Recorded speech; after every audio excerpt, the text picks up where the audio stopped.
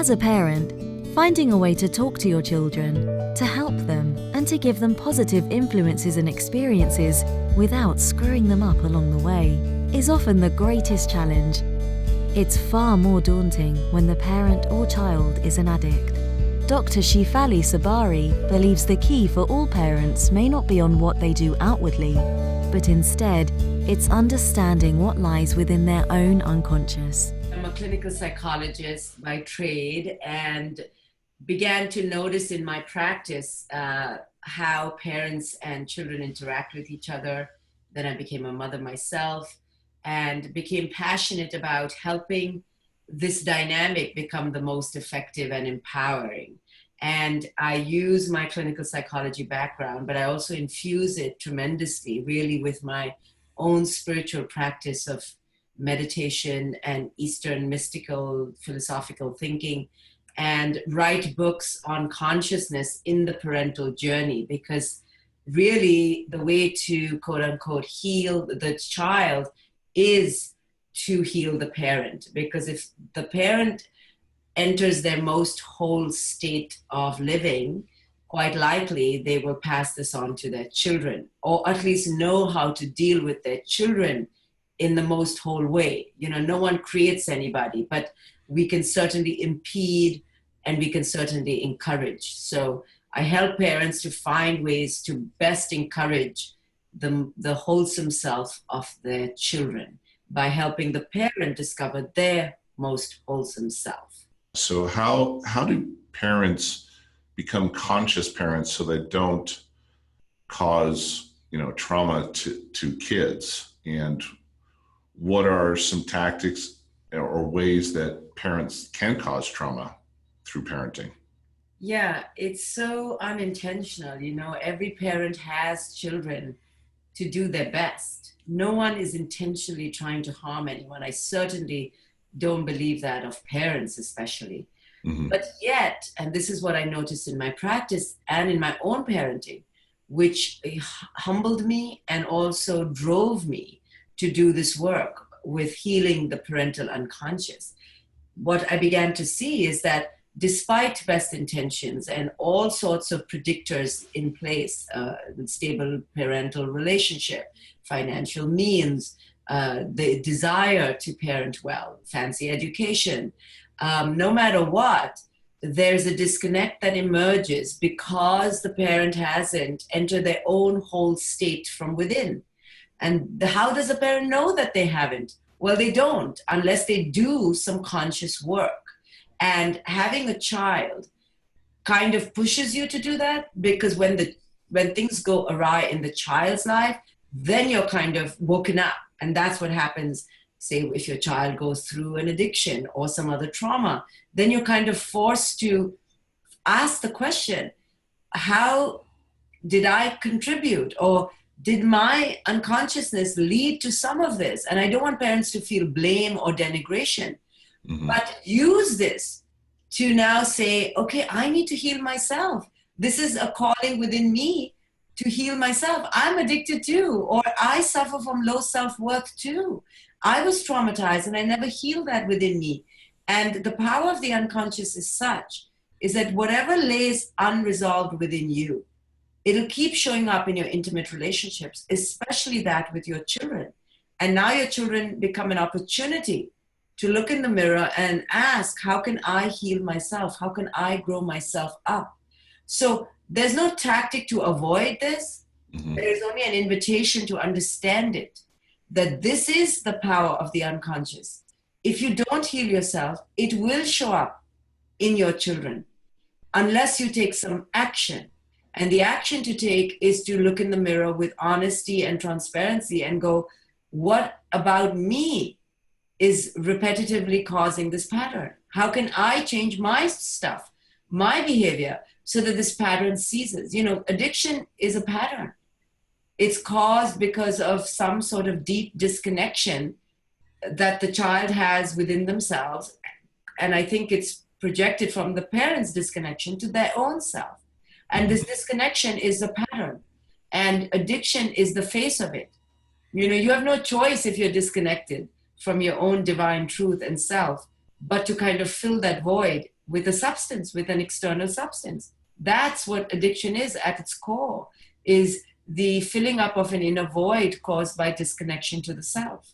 Why is it important for parents to understand what you call triggers? And can you explain what triggers are and why they're important for parents to understand what their personal triggers are around their children? So when our children come to us, we don't believe we would ever be triggered by them, right? We have the intention to just emit and radiate pure, unconditional love. That is just a fantasy. The truth is our children come to us precisely to be a mirror to all that is unresolved within us. And we call those challenges that they pose to us triggers. But the child is not the trigger, or the child's behavior is not the trigger. The real trigger is the stuff that lays unresolved within the parent. But popular parenting myths and books call the child's behavior a trigger. That in itself is a misbelief. The child's behavior, and why do I say it's a misbelief? Because one child's behavior is a trigger to one parent, and so not a trigger to another parent. If it was true that it's the child's behavior that's a trigger, then every parent should be triggered in the same way to the same degree by that behavior. But we see that it's not the case. Therefore, the trigger that we call the child is just a behavior that the child emits. The fact that it triggers the parent is because there's something within the parent that gets activated. So for example, if the child is overweight, it could bother one parent and not bother another. The reason it bothers parent X is because the parent is being reactivated by some memory or by some unresolved issue around being overweight. Perhaps the parent used to be ridiculed for how they look, or the parent felt some shame about their own body or continues to do so, or the parent has an over-perfectionistic ideal about their own self that they're now projecting onto the child. You know, a child being overweight is the child's issue and destiny, and we need to help them, yes, make correct food choices and have good conditions in the home that don't promote unhealthy eating.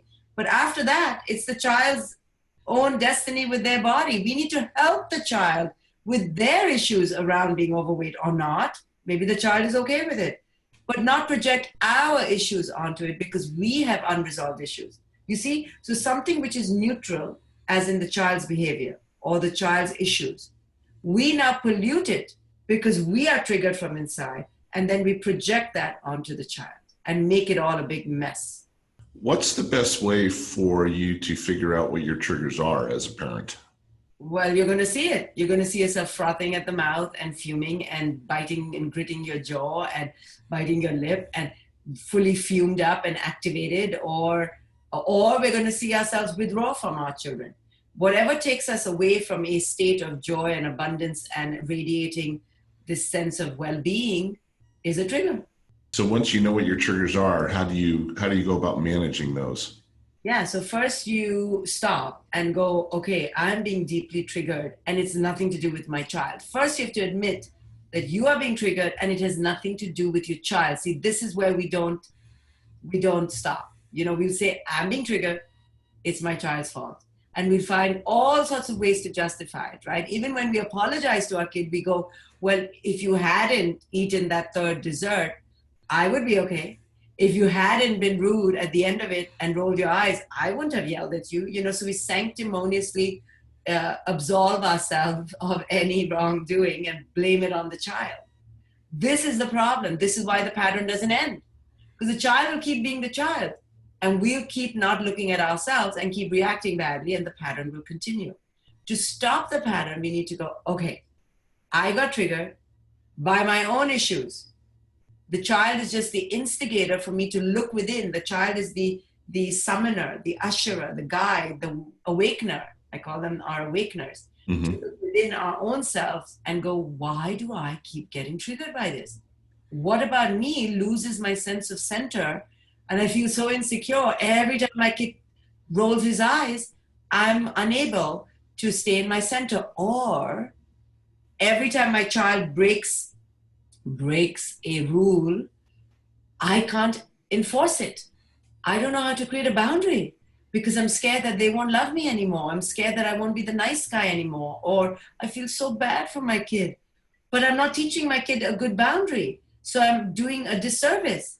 So these are all the ways we bungle up. We don't know how to do all this because we shake from inside. We're insecure from inside.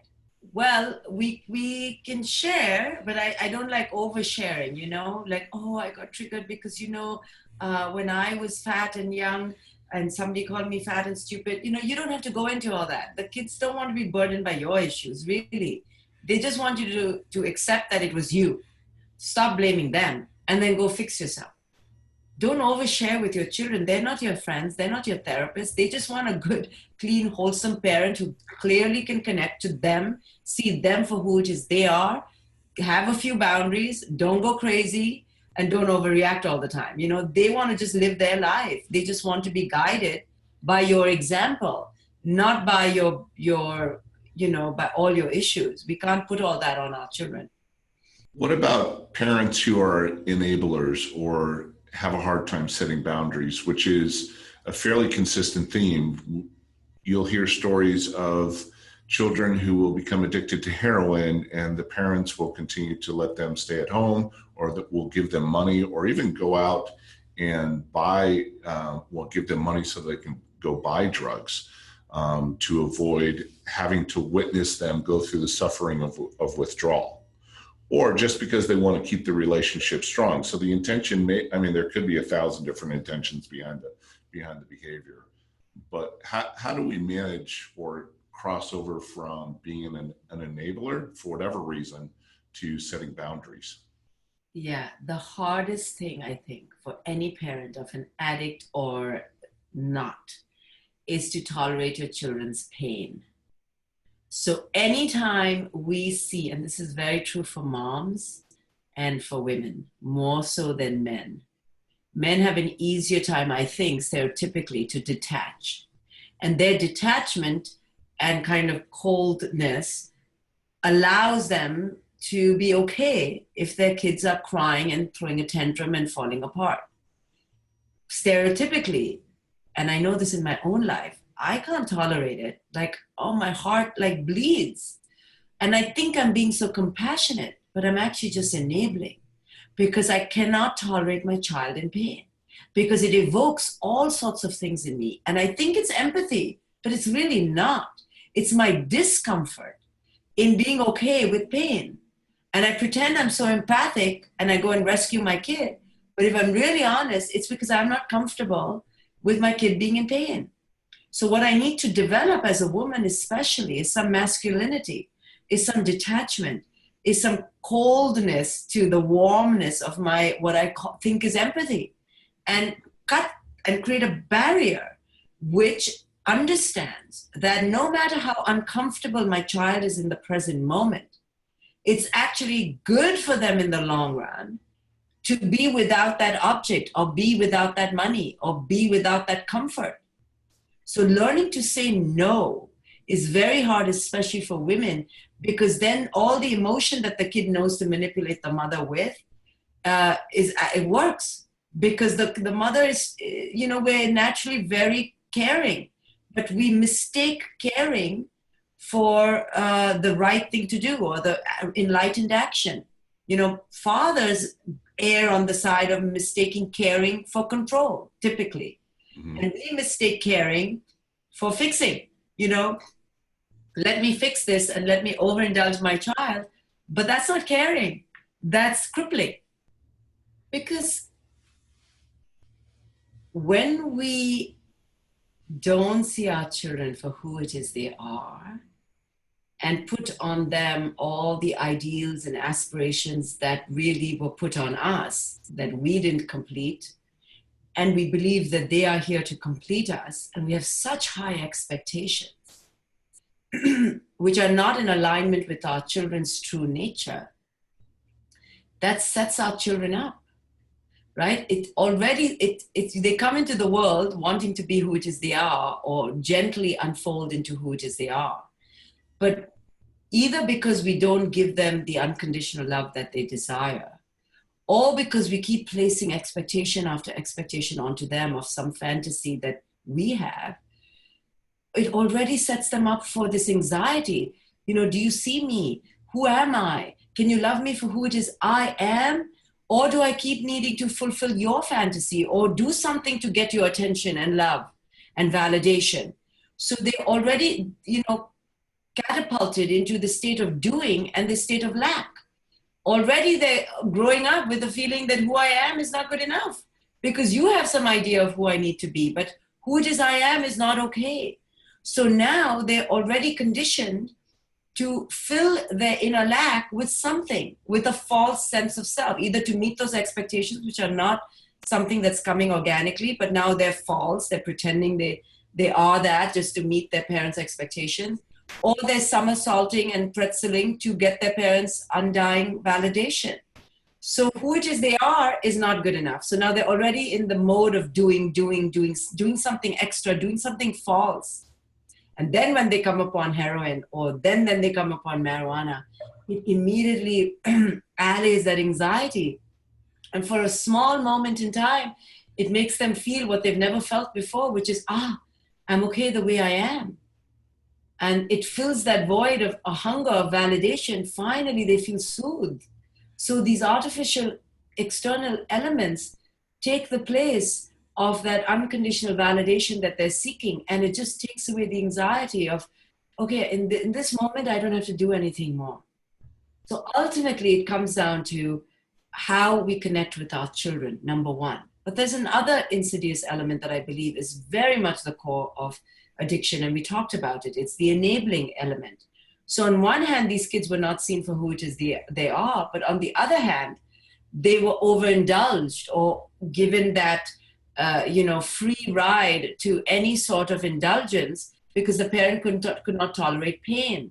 So the child then learns to not tolerate the pain or the angst of not being good enough. So on one hand, they're not good enough, but then they can't tolerate not being good enough at all. So the healthy balance of, I don't want to feel this gnawing sense of not good enoughness. That's accurate. Yeah. Also, a little bit of not good enoughness needs to be tolerated. We're not really that special. So it's this lethal combination that sets up an addict, I think, because then they overindulged, but not really seen for who it is they are. So they can't tolerate any pain, but they're yet not being seen for who it is they are. So now the pain of not being seen for who it is they are and the eternal band-aids that they've been given, rescued all the time, now when they're an adult, they want to never feel any discomfort. And they have this pervasive sense of not being who it is they are. So this is the deadly combination that leads to a heroin addict, really, and leads to them living on the brink of life and death all the time, because it's too intolerable to tolerate the discomfort of life on one hand, and there's this gnawing sense of not being good enough. How does a parent go about figuring out who it is your kid wants to be and who they really are, and seeing them for truly who they are? You can only see someone else for who it is they truly are when you are truly who you are. When you're full of your own fulfillment and you're complete within yourself and you're cool with yourself, with your shame, with your failure, with your lack of success or success, you're okay with your looks, with your color of your skin, with your being in your skin, then your kid is not an instrument of filling you up. Therefore, you'll allow your kid to discover who it is they are. Because they're in no means the means to your end. You're like, no, I've got to figure out my own means to my own end. And you're not going to use your kid. And you'll see your kid mostly for a fallible but divine human being, just like you are. And so you'll be easy on them when they're suffering or self-shaming or deprecating. And you'll be also hard on them when they forget who it is they are, which is divine. Right? So you'll do both, because that's how you treat yourself. You always know you're divine, but you're not that special. Do kids have a feeling at a pretty young age of who they are, in a sense of what they want to be when they grow up? This is not about who they're going to be or in any sort of doing way, but they're okay with who it is they are. They're just like, they're okay. They're not thinking, am I pretty? Am I fat? Am I stupid? These are all things imposed from the external world. But I don't think they need to necessarily know who it is they're going to be. And my daughter's 14, she has no idea. And I genuinely see she has no clue. And I have to be okay with that, right? And another 14-year-old comes next to her and says, I'm going to be a doctor or a surgeon. And then I feel anxious. Why does my daughter not know who she's going to be? But really at 14, like, does that other doctor, surgeon, wannabe really know, or is it being imposed on her? So when my daughter says, I don't know, I think that's honest, and I think that's good until she knows. And I have to be okay with that. I have to be okay with her not knowing. And if I want her to know, it's because I'm not okay with myself in some way. Her saying she's going to be a surgeon, if it makes me feel good and better about myself, I'm in trouble. That's not good. How much of the expectations that we set upon our children are based in fear as a parent that life won't turn out good for them? And where do we get that definition from as a parent? Is it from our upbringing? Yeah, all of it is based in fear because we're disconnected from the divine nature of their nature and our divine nature and the divine nature of the way, the Tao's way, which says flow with the way. And we don't know how to create conditions for our own life. We're lazy, we're disorganized, we don't eat well, we don't treat our bodies as divine and our minds as divine. We don't celebrate ourselves. So we're walking around with such pain and self-loathing. Mm-hmm. And how can we then not expect our children to? So all our expectations are fear-based, because if we truly trusted their divinity and ours, then we just be so okay. We would know that they would find their beat. And the way we define being okay is culture's way. Success, and success by wealth, really, and power. We don't call a social worker who's traveling in the jungles of the Amazon or the villages of India, not making more than $25,000 a year, a success. Do we? But that person could feel like they're a success, and we should laud them. We should honor them as successes, because maybe their life is more successful than the one who's living in a Manhattan penthouse but doing no service to the world. So who's to define success? How do you? So let's take a parent who was brought up with addictive parents and really didn't have any form or function or really good modeling, and so where did they go to? I don't know. This is hard for me, because there's the free kind of see them for who they are, but as a parent listening to it, I feel like I know what is going to make them happy and successful, right? Because I've been through learning experiences myself. So how do you balance that? No, but I always say that. So seeing them for who it is they are is not just allowing free willy, no conditions, no boundary parenting. Seeing them for who it is they are means that you've lived a life where you are divine, organized, motivated, driven, compassionate, centered, present. All those things go into seeing someone for who it is they are. It's not just some willy-nilly or, I'll let you do whatever you want. No, it's when I honor myself fully and treat my home as a sacred space. Within that, I'm raising my child. There's no junk food, or there's less junk food. There's a joy of spirit. There's happiness. There's community. There's connection. There's learning. There's books. There's literacy. You see, a lot goes into seeing your kid for who it is they are. It means honoring them as truly resplendent divine beings, but then creating an atmosphere that matches that. So if you're addicted, or you're drinking your 6 glasses of wine after 9 o'clock, you're obviously not honoring yourself. So therefore, you're just letting them be. That's not seeing them for who it is they are. Seeing someone for who it is they are is a direct outgrowth of seeing yourself for who it is you are. It means you have to honor yourself fully as a divine being and treat yourself as divine with boundaries and great compassion, both. What are the most effective ways to create connection with a child? Strong connection. Well, I think from the age of 0 to 6 is to really be there and to not put too many expectations, to let them have a childhood, to have play, spontaneity, emotional literacy, the magic of fantasy, be alive. So the parent has to be fully participatory in that, taking books everywhere and showing them nature and showing them the wonders of life, because very soon they will be polluted and contaminated. So at least from the age of 0 to 6, to create that very safe, unconditional presence, that safe space where you are divinely honoring them. So you have to be present and available as a parent during those years. And it's hard for many men, especially because they're typically working, or hard for women if they want to work. It's not fair. It's hard. So know this before you become a parent. And then from 6 to 10 to continue the magic of childhood. Really give them 10 years of a true childhood where there's play and joy and presence and so much love from the parents, so much, because that creates the foundation. And then later is going to be chipped away by life's happenings. And what happens in the, what is your opinion of the role of social media and how it's affecting our relationships and our connections with one another and in parenting? It's maybe very detrimental in how we connect, because as it is, we're a disconnected species. Now we've been given such an amazing toy that seduces us so much. So now it's kind of really hard. It's not the fault of technology. The disconnection was always there.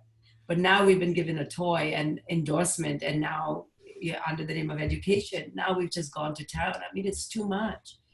It's too much for our brains are not disciplined. It's like having chocolate all the time around you, or having ice cream right around and being told it's healthy, right? If we were told ice cream and chocolate was healthy, all of us would be eating it all the time. There's so much sugar. And yet we still do. And yet we do it because we think it's okay.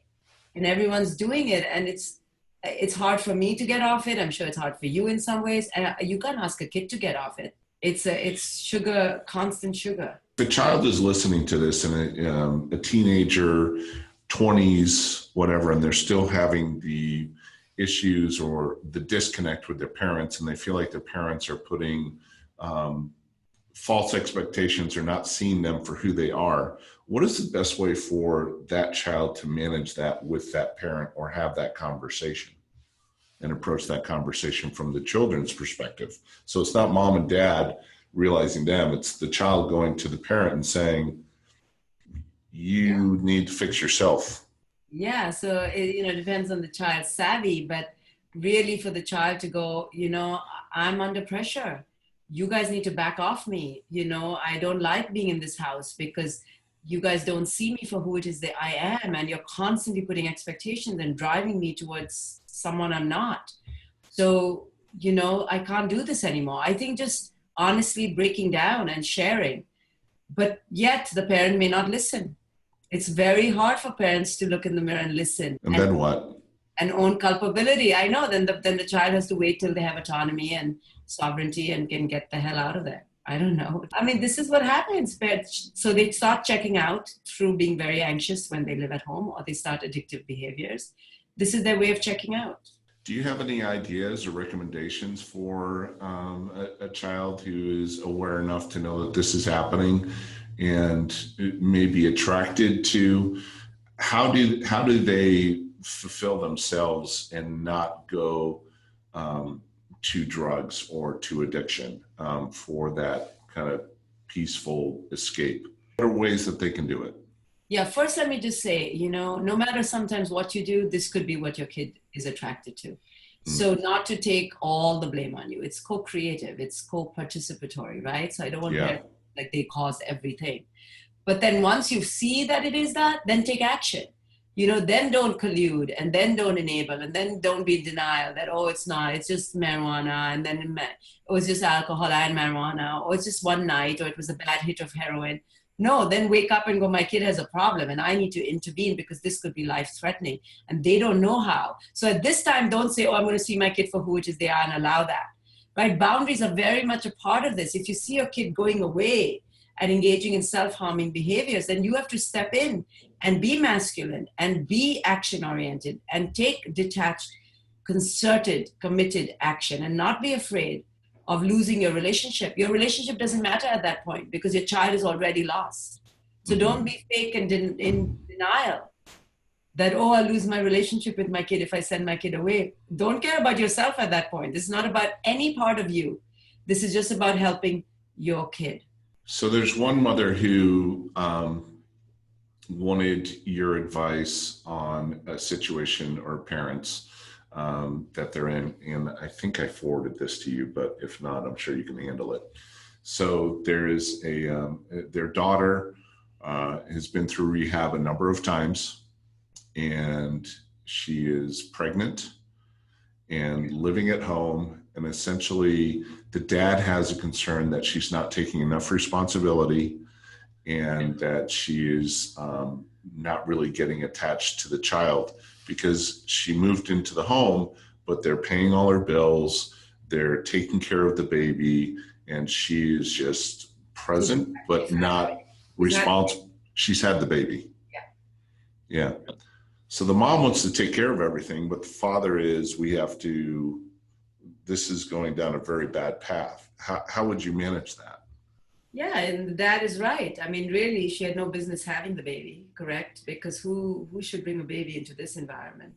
And we, for whatever religious or personal reasons, we think it's immoral, but having the baby is also immoral. So we just need to be aware of both.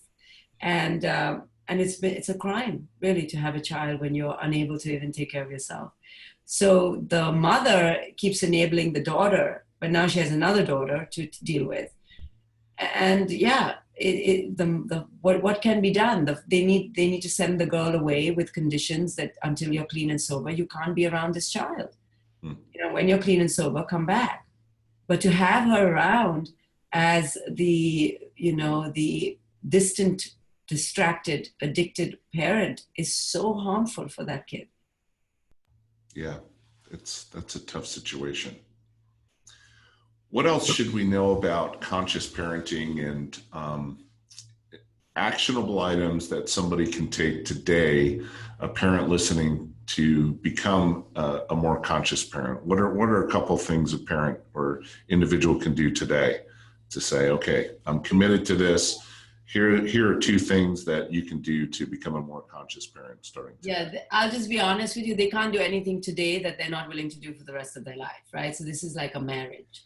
It's a wake-up call. It's a call to understand that the way that they've been living their own lives has been false, and to undergo a deeply therapeutic, insightful, excavatory process to discover who it is they are. This is not a joke. This is one life in this form. And how can I live it the most close to who I am, no matter what culture tells me, right? How do I clean up my eating? How do I clean up my house and organize? How do I simplify my life? How do I connect to myself, either by going to nature or by meditating? Can I learn to meditate? Can I learn from other self-help gurus out there? You can't just say I want to change, but do nothing, right? So go buy some self-help books. Read my books, The Conscious Parent, The Awakened Family, or other people's books. It doesn't matter. Start listening to podcasts about how to change your ways. Wherever your issue is, start taking courses to learn and educate yourself. Only education can create awareness.